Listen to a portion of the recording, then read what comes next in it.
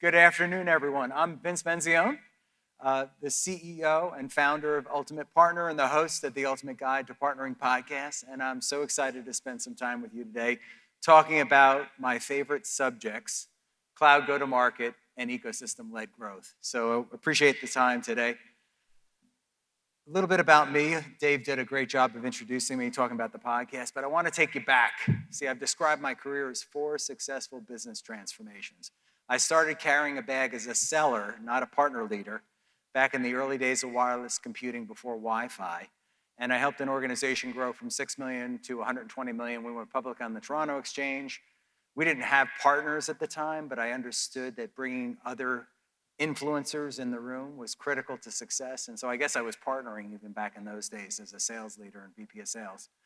I then followed one of the leaders to go do a turnaround. And in that business, I was asked to start up a new business segment.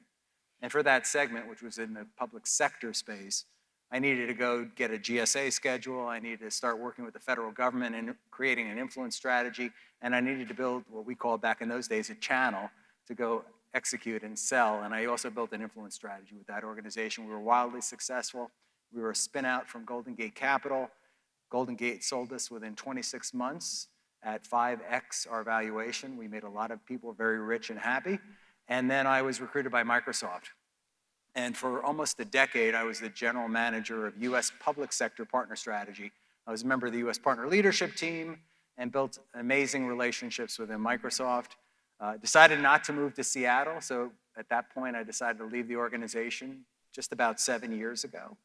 And having worked with partners for all of those years and understanding the nuances of what made success and why partners struggled, I started a podcast, literally out of my spare bedroom, called The Ultimate Guide to Partnering.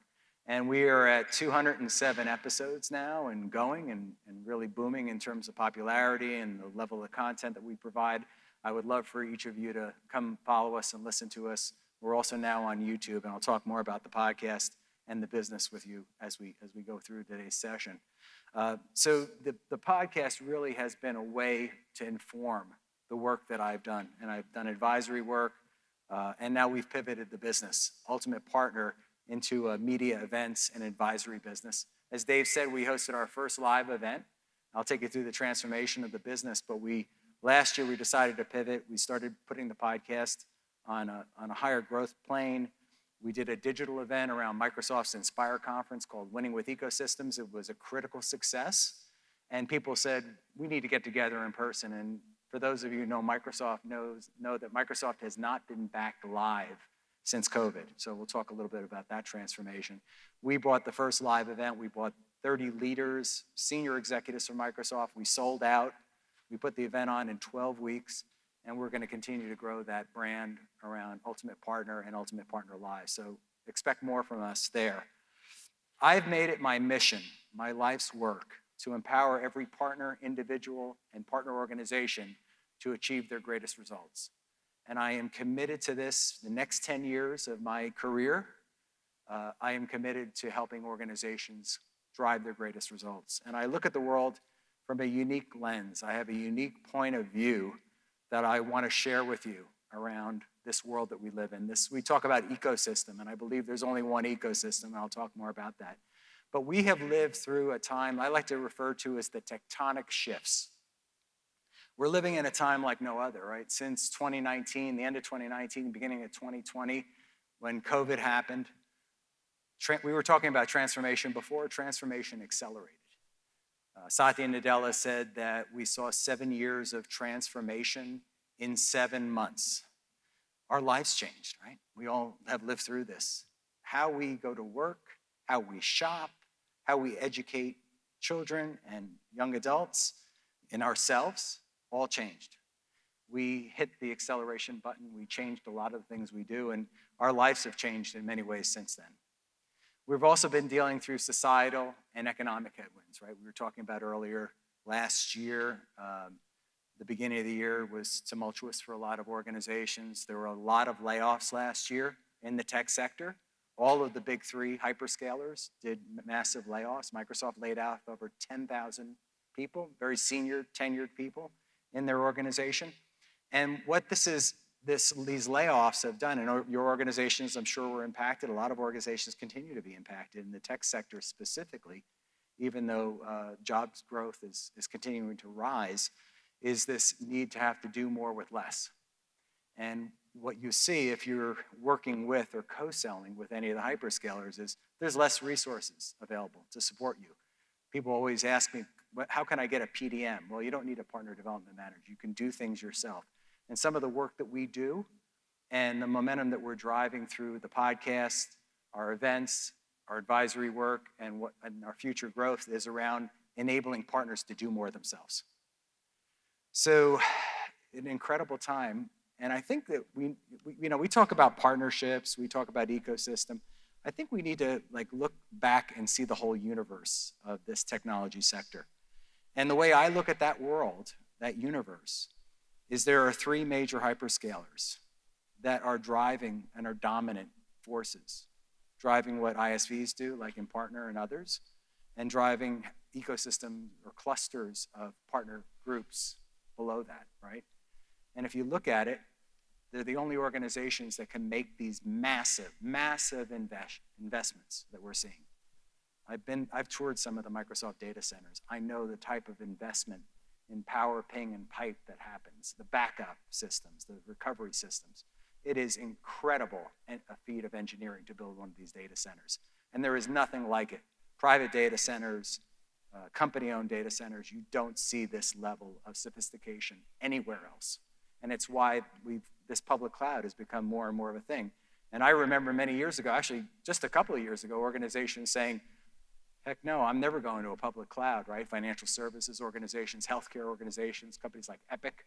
Well, guess what's happening? People are moving more and more to the public cloud. And in fact, I got up at stage at a big channel conference, Channel Reseller News Conference, about 12 years ago, and implored the partners in the room to get ready for the cloud, because all of them were selling Dell computers and Targus bags at the time. Well, guess what? The cloud has become more and more dominant of a force. And in fact, this slide is actually already dated. There are over $340 billion in durable cloud budgets amongst the three hyperscalers. That is cloud commitments. Those are C-suite level, CFO level negotiations, billions and billions of dollars that are being negotiated that are you're either going to participate in that as a partner or you're going to be left off the equation. And those are not line of business decisions any longer. Organizations, the big Fortune 500, the Russell 5000, even the smaller organizations are making massive commitments to these hyperscalers. They're moving things to the cloud. We only have about 20 to 30% of our data states and computing is in the cloud today. So we have a long way to go. This is only going to continue to ramp up further. So this dominance is great. Now, I've been around co-selling since it started, right? I was still at Microsoft and we started doing this thing called co-selling. Co-selling was at that point you were like, well, why should I partner with a Microsoft? Like, they don't really sell anything. Like, why would I need to co-sell with them? I have better relationships with the customer. Co-selling unlocks that opportunity. It unlocks the opportunity to get to the cloud budgets. And it ties to the next part of this conversation, which is marketplaces. Marketplaces, AWS was first to the market with marketplaces, right? Coming out of the retail world. They had the most experience and sophistication around it. And Microsoft is playing fast catch up, and Google is not far behind. So if you looked at that list, those $340 billion in durable cloud budgets, AWS owns about roughly 150 billion. Microsoft, they don't break out their numbers, but about $111 billion of their budgets, cloud commitments for infrastructure as a service is Microsoft. And then Google is about 74. And by the way, collectively it went up about 40 billion just from quarter to quarter. So you see this massive growth happening around these hyperscalers. Marketplaces sets up a new opportunity to tap in. Right? And the channel is kind of kicking and screaming here in many respects because it's like, why would I want to tie into this other channel? It is not replacing the channel. It is becoming another channel to the customer. Through marketplaces, through marketplace offers, multi-party offers, private offers, and so on, you can tap into those durable budgets, right? So if you're an ISV or a systems integrator or whatever your service is, you have the ability to tap in, and customers can burn down against those multi-billion-dollar agreements that they have. Even smaller organizations that have multi-million-dollar agreements can use that to purchase your software. They don't have to get incremental budget to go do what they need to do. In fact, at some point, we had a situation, I was talking with a Microsoft partner at our event, and it was like Christmas for them because the customer had to use their commitment before the end of the year. And they got a bigger order than they expected to get because they were able to access the marketplace. We're referring to this as the marketplace moment. There's a lot happening here with regards to marketplace. There are predictions that, and Jay McBain's going to be speaking tomorrow, Canalys had originally predicted $45 billion by the end of 2025. Jay said we undercut it. It's larger than that. And in fact, Tackle.io, which is one of the marketplace software companies, they did their study earlier in the year, and they're predicting $100 billion will flow through marketplaces by the end of 2026. And if you're a partner, or if you're a transactional partner or an ISV or any partner along that continuum, this is an opportunity to drive partner to partner, to drive ecosystem-led growth, because marketplace creates an opportunity to stitch together a complete solution for your customer. And so there's a unique opportunity there with regards to marketplace. And so this is the decade of the ecosystem. Jay coined this term. Those who have watched and listened along know that Jay has called this the decade of the ecosystem moment. And I believe that we are at a different point in terms of buying behavior. The customer is no longer buying from one partner. It's no longer a single point of influence or a single point of transaction.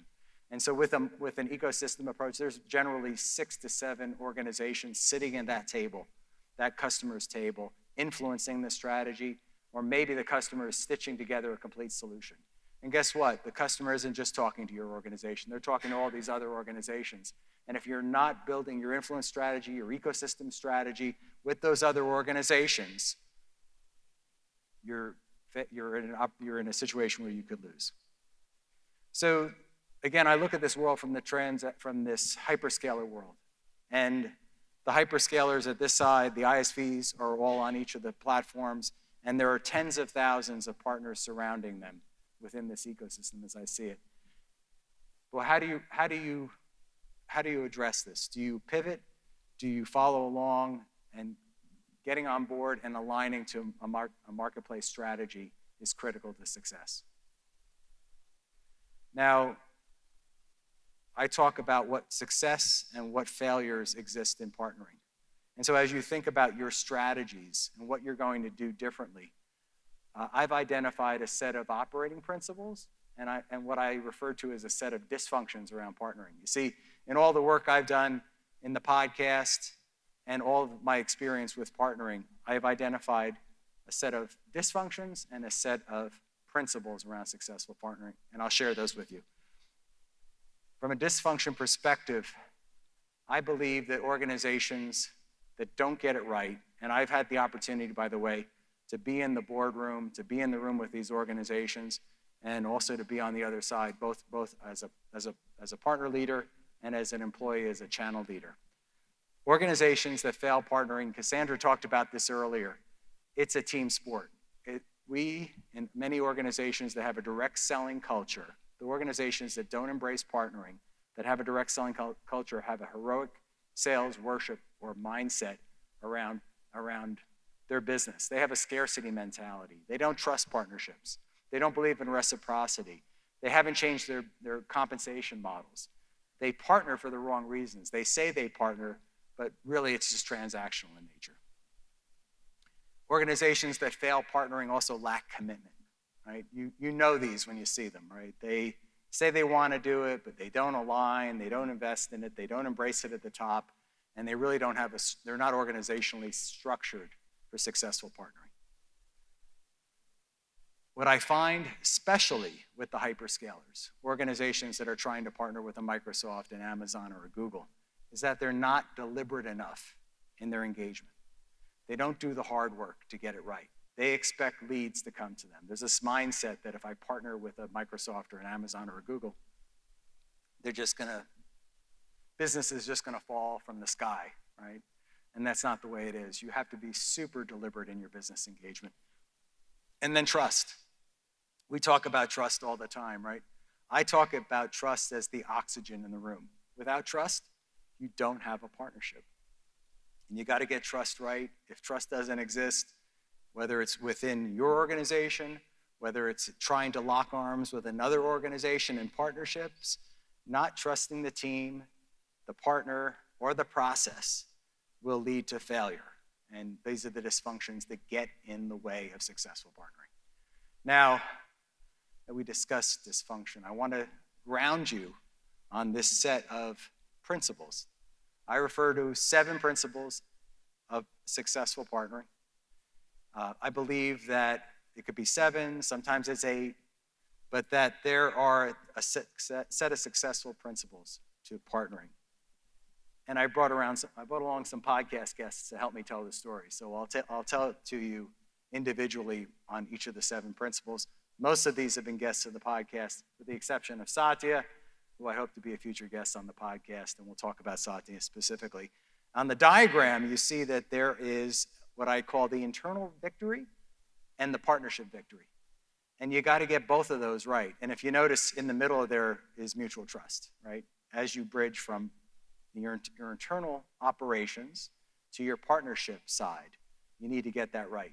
And I'll take you through each of these individually, because I do believe we talk so much about tactics, right? I mean, you come to these events, I've spoken at so many of these events, and we're always talking tactics, but you got to get principles right before we get into the tactics, because there's tactics around each of these.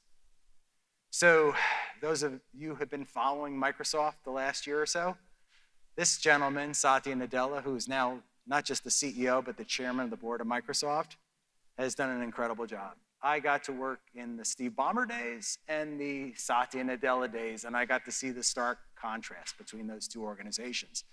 When Satya became CEO 10 years ago today, yesterday, February 5th, it was announced as he was our new CEO. By the way, most of us internally didn't think that was a good hire, because we wanted some outside influence to come help revive Microsoft at that time. The stock was, the company was in a malaise. The organization, the stock, things were bad back in those days. When Satya came on board, there were 3 things that he did notably that I recall. First, we all got a copy of Carol Dweck's book, Mindset, an excellent read on the difference between a scarcity and a growth mindset. I recommend it to any organizations that are looking to make changes in their culture to read that book. The second thing he did, and I was part of the pilot program for this, he brought in a sports psychologist, actually the sports psychologist for the Seattle Seahawks, who was working with Pete Carroll. His name is Dr. Michael Gervais. Michael's been a guest on my podcast now 4 times. Dr. Mike brought along a set of operating principles to help the organization. And in Satya's book, Hit Refresh, he recalls the meeting with Mike on page 5 of Hit Refresh. He talks about what Mike did. Coming into this room of leaders, these were alpha individuals, each competing with each other for bandwidth, for recognition, for resources, for dollars within the organization. And he took down those walls, those competing walls, those silos within Microsoft. Satya also enforced a different set of disciplines around the organization and how people were recognized. He changed the compensation plans, the reward structure, how people were reviewed. So those 3 things were the first things that I recall that he did. The next thing Satya did is he was emphatic about changing from a cultural perspective. Microsoft was competing with everybody. Steve Ballmer had a point of view that everybody is our competitor, right? We went into mobile, we failed there. We went against search with Bing, we failed there. We just kept trying and trying and trying. And Satya looked at that and said, if we don't have, these are the areas where we're strong, and these are the areas where we're weak. And we will partner where we're weak with other organizations to drive success. And what a better example of that than what just happened over the last couple of years and last year with OpenAI and Sam Altman. Like, what a masterclass Satya took us all through. Microsoft stock, if you've watched in the last year alone, it's up to over $400 a share. and they have the highest, they're neck and neck. It changes, but right now Microsoft has the highest market capitalization, over $3 trillion, all because of this mindset, right? So we talk about mindset and people go, well, that's a woo-woo. Like, what is this mindset stuff? No, you got to get your mindset right. You have to drive a growth mindset. And he changed the culture by driving a different set of principles, different set of learnings, and he modeled the culture that he wanted to establish within the organization. So I implore every organization and some of the work that I do, that mindset is the first principle of successful partnering. The second principle of successful partnering is executive commitment. So I've been in the boardroom when the CEO said, we believe in partnering with Microsoft, and we believe in partnership strategy, and he tells the shareholders and the stakeholders all of these wonderful things. But when you go into the C-suite and you go into the boardroom, it's not happening. Commitment means that you walk your talk.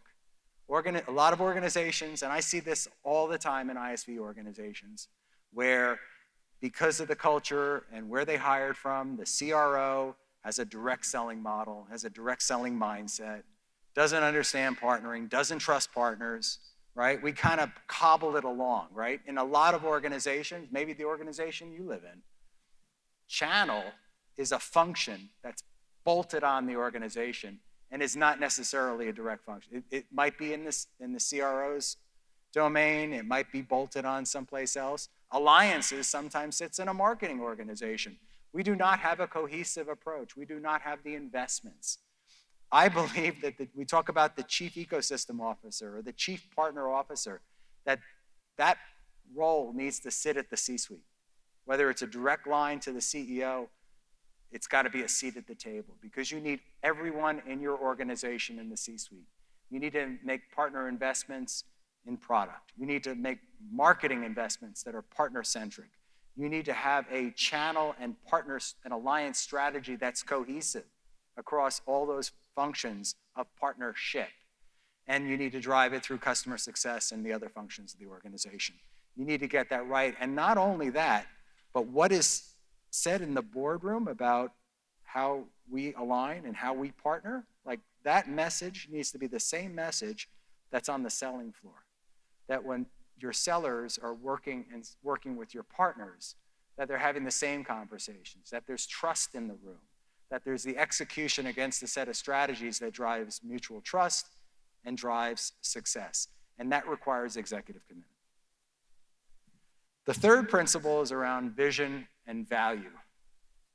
You see, you got to get this right too. And I talked about transactions, right? A lot of times we come to a partnership because we want to get an outcome, not because we believe that that partnership will drive mutual reward, that it will serve a market better, that there is a total addressable market that we're trying to drive. A lot of times it's very transactional or it's in the moment. And so I believe that when you're setting up and you're deciding to lock arms with another organization, that you've got to get both your vision for your partner strategy right, like what is our 3-year plan? What are we going to go drive across our business? And then when I'm locking arms with that other organization, have a level of agreement that what we do together has at least a 3-year window, and then even further, a big, bold objective for driving success. Having big, bold objectives, BHAGs, is an important component to successful partnering, building and driving partnership within your own organization, but also within your partner's organization. And having that as a rallying cry for all of your stakeholder groups to have this shared vision and purpose is critical to success. We have a shared vision and purpose at Ultimate Partner. That's what I shared with you earlier. We're out empowering every individual, organization, and partner to achieve their greatest results. That's our shared purpose, and that's our mission, and that's what our promise is to our community. You need to have the same thing within your organization. The sooner you set these expectations, you can then go think about your performance indicators, your key performance indicators and the like, but you've got to lock down on your vision. You need to drive it big and bold, and you need to drive the energy around the partnership strategy. By the way, I went through a couple of executives by not mentioning their names. The last one was on executive commitment was a gentleman by the name of Tony Savoyan. He's the CEO of SADA Systems. I'm going to go back here for a second. SADA just sold the company just a month or two ago to Insight for about $800 million. Grew that company from a small MSP in about 10 years, driving 10 million to driving billions of millions of dollars, and Google's largest partner. He drove executive commitment up and down his organization, became one of the most partner-centric organizations I ever worked with. And this is Dr. Michael Gervais, who I spoke about earlier on the vision and value statement, which is critical to success in just anything you do in life, any business objective, to have and drive a vision for success around it. So when we hosted our big event, we worked directly with the Microsoft organization. We worked with the Marketplace organization because they were driving a big, bold mission around what they're doing. We also worked with this gentleman. His name is Kevin Piesker. He leads Microsoft's SMC organization, which is about a $75 billion business within Microsoft. SMC stands for small, medium, and corporate accounts. Corporate accounts is about a 40,000 number, mid-market, and then SMB, we all know what SMB is, about 150 million touch points worldwide in the SMB market. But he is maniacally focused on the execution of his business. And he was also, we acknowledged him at the end of the year as our Ultimate Partner Leader of the Year award winner, because this gentleman is both partner-centric and maniacally focused on the execution of a partner strategy in his business. You see, in order to get it right, once you have your executive commitment, once you have your mindset, and then you have your executive commitment, and then you have your vision and values lined up, you then need to go drive against that. And one of the things that I found when I was at Microsoft was we'd have all these great meetings. I sometimes refer to them as kumbaya meetings. We'd have everyone in a room. We'd say all these great things. We'd share all our slide decks. We'd build all our plans together, how we're going to execute for success. And then we'd leave the meeting, and nothing would happen, like crickets. 3 months later, I'd be on the phone with a PDM saying, whatever happened to that partner strategy? Nothing ever happened. What happened is there was no focus. There was no execution against our big, bold plan that we set up. So you've got to drive maniacal focus. That consists of lining up and executing your strategy, having OKRs, I believe, are critical to success, having the people, systems, automation, processes aligned, critical success, getting your product go to market, co-selling, known and branded, we'll talk more about that, and then driving the business outcomes. You need to have maniacal focus in order to be successful. And that looks like a cadence that you're driving both internally in your organization. I like to use a RACI, responsible, accountable, committed, and informed approach, where you're building a stakeholder group internally to drive your business outcomes and make sure that you're aligning, focusing, and measuring success. And then also within your partners and your partner ecosystem, ensuring you're driving that rhythm of the business with each of your partners. Inspect what you expect. Inspect what you expect with your partners.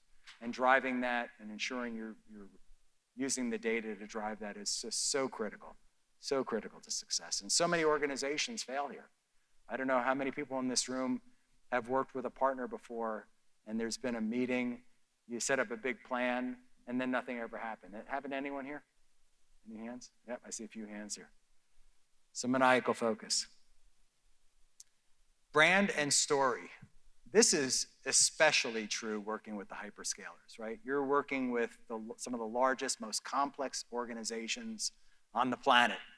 Microsoft has 200,000 employees. They have probably a much smaller sales force than you would think for a company of their size. Probably about 50,000 customer-touching, field-facing individuals within the organization. But a lot of that are technical specialists, support staff, and the like. And they break out by vertical markets almost exclusively now. You need to get your brand and story right. I like to refer to it as being known for one thing. Like if you're going to go partner with a Microsoft or an Amazon or a Google, what is the one thing that you do differently than any other organization? And being recognized for that. And I find that so many partner organizations, I see this in SIs in particular, where I've got all these competencies, I've got all these capabilities, we've done all these types of projects, and you have this very broad view of yourself. You need to niche down. You need to get very specific about your brand and story. And you don't only need to just build a brand and story for your customers. You need to have a brand and story when you're walking the halls of your partner, whether that be on Microsoft, Amazon, Google, or any of your top partners that you work with. You got to get your brand and story right. You got to continue to tell that story at least 7 times to every individual you work with. And that brand and story consists of several things. It's your superpowers. It's what you're driving, the success that you're driving, which is of mutual benefit, the what's in it for them. It's understanding how to position yourself to be critical for success. This is a gentleman, Dux Sai.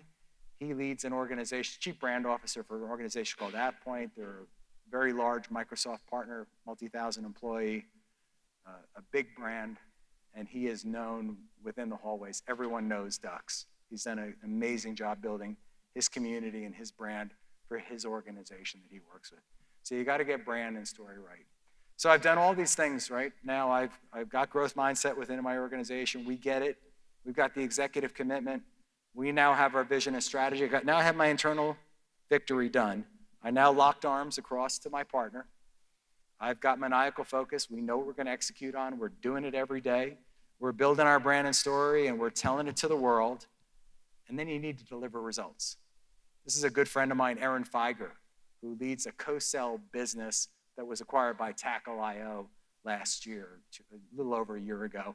She is about as successful as you get on delivering results. And there are some technologies here, in fact, like PartnerTap, that works with Erin and has worked with this type of technology. This is about getting your automation, your methodology, your co-selling strategies right.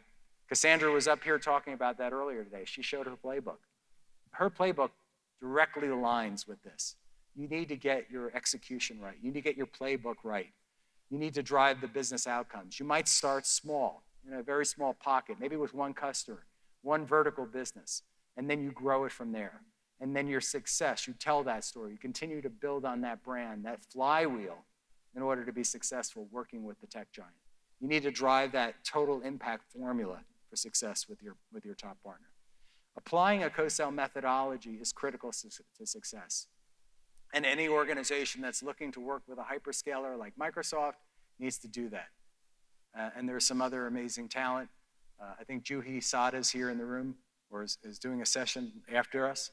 Also an amazing leader who does this type of work. These are the leaders that help you drive your success, that help you grow your business, that help you tap into that $340 billion durable cloud budgets with the hyperscalers. Now, you've done everything right up until this point, right? You now have a thriving partnership, co-sell methodology, cloud go-to-market strategy with your hyperscaler partners or your ecosystem. And guess what happens? Now that you've got it right, somebody changes the strategy. This is Anthony Joseph. He leads the marketplace business at Microsoft. And he was a guest, featured guest, and a sponsor for Ultimate Partner Live. Anthony's business is pivoting Microsoft's approach. They have made marketplace the centerpiece of co-selling with Microsoft. You see, if you want to have any chance of working with Microsoft in the future, there's a little bit of a grace period they're still going through. You need to have a transactable offer in Microsoft's marketplace. And this was a big change this past year. This is why we called it the marketplace moment, and also embracing AI and working within the mid-market. But agility is critical to success, right? Every few years, the tech giants or other organizations will change their strategy. They'll change their organization. They'll change their KPIs across the business or how they're measuring success. You need to be able or agile enough to pivot. You need to know, and I think of this as business Darwinism, you need to intuitively sense and predict in a thoughtful way through building your back channel communication strategy with the organization where they will pivot and move your business accordingly if you want to be successful, to thrive and survive working with the hyperscalers. So we've lined it up here. These are the 7 habits, the 7 principles of highly successful partnerships. Again, it's each of these things around internal victory, the partnership victory, and then agility. So I get the privilege of working with so many amazing leaders, both in the work that I do now, guests on my podcast, hosts, people that I host through our events and the like. And I get to see really what they do differently than others. And so I've kind of grounded on 3 things that I want to leave you here with today with regards to that, and what you could do differently, or what we all could do differently. I believe we each need to elevate a shared purpose. We need to understand what our vision is. We need to have be bold inspirations to our organization and clear a path forward for success. We need to demonstrate commitment in whatever we do on the business, how we're doing our partnership strategy. We need to lead with transparency, empathy. Empathy is a big one for Satya and the Microsoft leadership. Transparency and empathy are sort of hand in hand here in terms of success. And then chart a course, demonstrate and model what we want to drive for our organizations. And if I leave you with one thing, we're going to talk about an announcement here in a minute, so I'm excited about this. But I do want to share this with you. This is a quote that I came back to so many times during the last few years, these tectonic shifts, especially during COVID in particular, that the one thing they can't take away from us is our attitudes in any given circumstance. And so as this world will continue to evolve and change, we live in a time of constant change. I want to share that with you. Now, it's an exciting time at Ultimate Partner. I mentioned earlier that we have pivoted the organization. We moved the podcast into more of a studio. We have a studio down here in Boca Raton. We're doing live interviews, videotaped interviews in our studio. We're also going to share that content and other learnings with you, workshops and the like. The podcast has been a tremendous form of gratitude or success for me, and just we continue to grow that Ultimate Guide to Partnering brand. We have Ultimate Partner Live that we will continue to host. We're looking forward to setting some dates here, probably in the October timeframe. Our next event, we sold out. We're looking for a larger venue this year. We're going to hope to bring several top leaders to talk about partnership strategies, to help organizations drive the how against the why.